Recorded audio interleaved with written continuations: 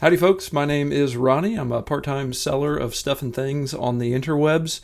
And on today's video, I've got another Pokemon card haul from a little app called Whatnot, my little addiction that I've got.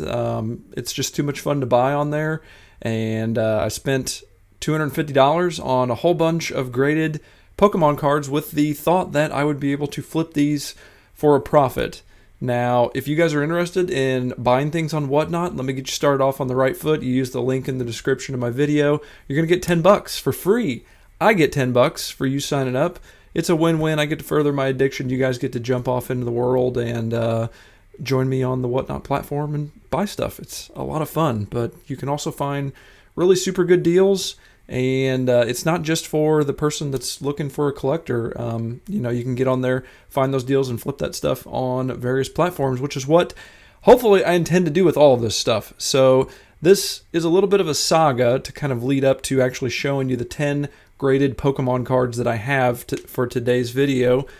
Usually whenever I shipped out an order on Whatnot, not usually, like all the time, every time I had an order on Whatnot, I included the invoice.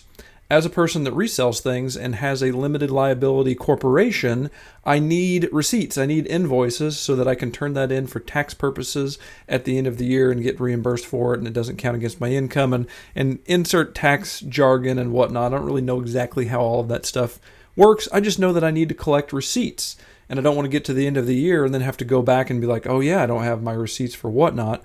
Well, if the seller doesn't send you an invoice with your order for Whatnot, then you're kind of in a bad spot, because if you go to Whatnot's website, it's just a big jumbled mess. And let me switch over to the computer so you can see exactly what that looks like. So right now, currently, as of August 21st, 2022, this is what it looks like, your page for all of the stuff that you've bought on Whatnot. And it's just a page of everything, and it's not broken down by seller. Like, there's no easy way to filter this by the seller. You can see that, like, this group right here is shipping, this group right here is preparing package, so you would assume that those are different sellers. Wouldn't it be nice if that was broken down and it would say, this is all the stuff that you bought from this seller during this particular live stream? But right now, currently, they're not doing that for some reason.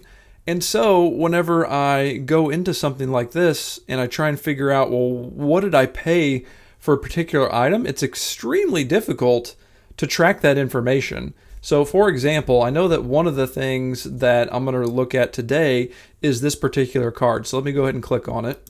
So this is all the information that you get for it. You get the date that you bought it, you get the seller that you got it from, the number of bids, the category. You don't know what the particular item was. You know that this is the order number, but it doesn't have a number attached to it. Because usually whenever a seller sells something on Whatnot, it'll be like Pokemon graded card number 35. And then that is how they figure out what needs to go to which buyer at the end of that. But whenever you go and look at the system on the back end as a buyer, there's no way to look at this and know exactly which Pokemon card it was that I paid $21.50 for. And that is a bummer, because especially for somebody like me that's wanting to track profit and how much I spent, how much I'm getting out of this stuff, I just don't get that information. So what I am going to try and do from here on out is whenever I win an auction, take a screenshot. Take a screenshot, that way I know there's the card, there's how much I paid for it. But it's just silliness to me that I have to go in there and do that, and that there's no way to really track that other than doing that. Whenever I was selling stuff on Whatnot, I would write the number of whatever it was. So if it was a Pokemon card number 9, that would go into their bag, the shipping bag. But also with the invoice, it would also say Pokemon card number 9, and that would let the buyer know how much they spent on that. This doesn't say Pokemon card number 9 or anything like that on their website. So if I could knock Whatnot for something that they could definitely use improvement upon, is the ability to go back and get a full invoice for every order and just better information for your orders. Because what wound up ultimately happening was I messaged the seller. Recently, you've gained the ability to message and have conversations with sellers on Whatnot. Amazingly, that wasn't there whenever I was selling. Craziness that they just added that. So I reached out to the seller and said, hey, you didn't include an invoice? Would love to have a copy of that. Waited a couple of days, no response. So then I sent a message to Whatnot support. They got back to me within 2 hours and they provided this, which is a printout of the invoice. This is exactly what it would look like that I would have to print out as the seller in order to include it. Now, yes, each one of these is going to print out on a 4x6 thermal label printer. So that does add up on cost over time, but it's just something you have to do as a seller. I feel like you have to provide this in some way to your buyers. That way they know what it is, what it's worth, what they spent, all of that kind of information. So at least Whatnot was able to retrieve that. They sent it to me. It didn't take long. But again, we've got Pokemon card number 5. That's great. We've got that information. I spent $50 on it. But as we switch over to the camera that's going to show you the cards, this is how they came. They just came in little plastic bags, no numbering on them at all. So I have no idea which one Pokemon card number 5 was that I spent $50 on. So that's on me. Lesson learned. I can't rely on the sellers to always provide that information. I have to take those screenshots whenever I win an auction. That way I can go back and reference that. But this is the first card that I picked up. I have no idea what I spent on it. In total, across these 10 cards, I spent $250. So maybe what I'll do is I'll move these kind of over to the side, and over here, like maybe where Charizard is, I'll put a current comp on what that card has sold for on eBay. That way we can get an idea. I can get an idea of, I don't know, like what I could plan to sell these for. And if I've spent $250 on all of them, at least I will know by the end of the video and doing all that research whether or not I've got, hopefully I've got like, I don't know, $400 worth of value is what I would love to have. I like to double my money usually, so that would be $500, but I kind of doubt that I've got $500 worth of cards in 10 cards, just knowing what I've got. So this is the first one, Flash Fire. It's from 2014, Pokemon Center Lady, CGC. I would say that I really like the CGC slabs better compared to the PSA slabs. They're a little bit thicker, and the quality is a little bit better. I like the label a little better. Of course, PSA is the standard, and most people, whenever they're looking for a graded card, they're looking for PSA because of that name. But I really like CGC personally.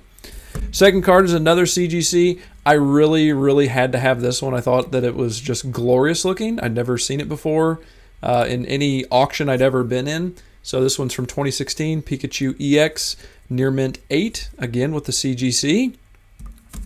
This one is a rainbow. I am a sucker for rainbow cards. I love them. They're what's known as a secret rare, so they're not very common, I would say. From the Darkness Ablaze set, it's a Mint 9, and this one is PSA. So side by side, you can definitely tell that the CGC cards are a little bit thicker. The cases are a little bit nicer, in my opinion. The PSA ones are thinner, but again, it's the industry standard. So it'll be interesting to see whenever we look at comps on these how they fare. Gyarados, very common Pokemon that lots and lots of people like. That's another thing I'm trying to kind of keep in mind as I win these auctions, trying to find Pokemon that are really recognizable, really resellable. So the Pikachus and the Gyaradoses and the Charizards of the world. That's a good thing. Near Mint 8, not a great grade. Like you want to be 9 and 10 to really get your value on these graded cards. But, you know, we'll see. The proof will be in the pudding. Here's an old school one from 2003, Vaporeon, one of my favorites. I love the evolutions. 2003 is the year I graduated from high school, so that's kind of cool. Near Mint 8, that's a good grade to have for something that is that old. So that's a pretty solid card there. That's probably one that I spent bigger bucks on. We got a Deoxys stamped card. I've never had one of these. I've never seen them before, but it's got that nice little Deoxys stamp on there. From 2005, again, Near Mint 8. I'm good with 8s for stuff that's definitely that old. You're not going to get a hit on the value too bad on something like that. We get into some Charizards here. We got this guy from Hidden Fates. Near Mint 8 in a PSA. It's a promo, so it's a very common card. And in an 8, I wouldn't expect that I'm going to get tons and tons of money for that. But I liked it so much the first time, I went ahead and bought another one, I guess. So we've got another Charizard, Near Mint 8 there. Will be interesting to see what the comps are. I don't know what I spent on these. I wish I knew. Freaking Millipops seller. This might be the one that I'm most excited about, even though I didn't save it for last. But this is my first. You guys already saw it. I'm not going to hide it. This is my first Beckett graded card. My son's name is Beckett, and I kind of grew up on Beckett. Like I used to buy Beckett magazine to determine values of my sports trading cards and my X-Men trading cards. So I like Beckett, but this one has subgrades, which is cool. So it actually goes into telling you the centering's an 8, the edges are a 9, the corners are a 9, the surface is a 9.5 for an overall Beckett grade of 8.5. They are definitely a little bit tougher on their grading, so you see fewer 9s, definitely much fewer 10s in Beckett. But yeah, that's a cool one to get. Charizard V, full art. That's probably the one I'm guessing that I spent the most on, maybe.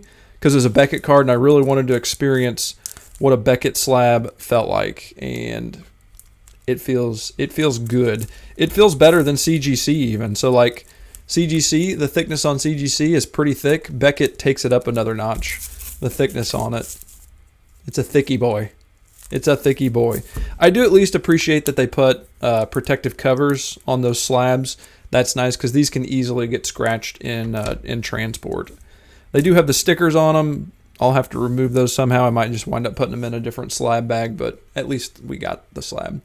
Last card here is, I guess it's my favorite. It's a rainbow, and I do like Sylveon, and it is a 9.5 Gem Mint, so the highest graded card that I've got in the slot, but a Charizard in that Beckett case, I think that's probably my favorite card, even though I saved this for last. But I've got that soft spot for rainbows for whatever reason. I just like the look of them. They're not nearly as popular as like a full art or an alt art kind of card for most people, and that's good because that usually means I can get decent value and bargains on these. So that's the last card, 9.5.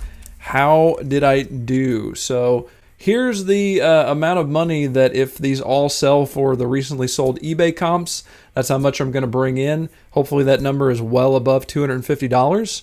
And if it isn't, I need to do a better job of doing my homework. But yeah, this was a lot of fun. I am addicted to Whatnot, and I'm not going to stop. You can't make me, and I'm also noticing that I've got a stain on my shirt. Isn't that neat? Oh man, we are just rocking it on all cylinders today, folks. Thank you so much for watching. Appreciate it very much. If you guys have any questions, let me know down in the comments about general reselling, about Pokemon, about whatever. I appreciate the comments. It's always fun to have conversations and hear about different perspectives from different folks that are maybe walking a similar walk as I am in life. Of course, as always, without further ado, I won't keep you any longer. Happy buying, happy selling. We'll see you in the next video. Take care, everybody.